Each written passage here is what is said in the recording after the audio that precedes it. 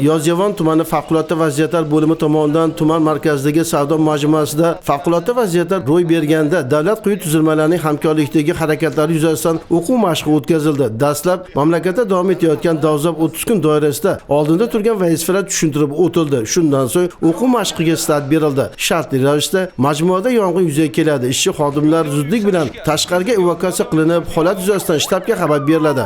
Darhol tuzilmalar ishga kirishib, o't o'chirish guruhi olovni tarqalishining oldini olishga kirishadilar. Bu orada bino ichidagi talafot ko'rgan fuqaroni qutqaruv guruhi tomonidan tashqariga olib chiqiladi va birinchi yordam ko'rsatiladi. Shifoxonaga yuboriladi. Yuzaga kelgan vaziyatdan foydalanib, majmuada o'g'irlik qilayotgan shaxs aniqlanib, qo'riqlash xizmati xodimlari tomonidan ushlanadi. O'quv mashqi so'ngida hamkorlikdagi harakatni tartibga solish bo'yicha ko'rsatmalar berildi. Shundan so'ng o'quv mashqi tumanda bunyod etilayotgan Yangi O'zbekiston massividagi qurilish obyektida o'tkazildi. Binoning yuqori qavatida yuzaga kelgan yong'inni bartaraf etish bo'yicha xatti-harakatlar amalga oshirildi hamda uning so'ngida quruvchilar ishtirokida yong'inlar, is gazi va favqulodda holatlarning kelib chiqishining oldini olish bo'yicha yo'riqnoma o'tkazildi.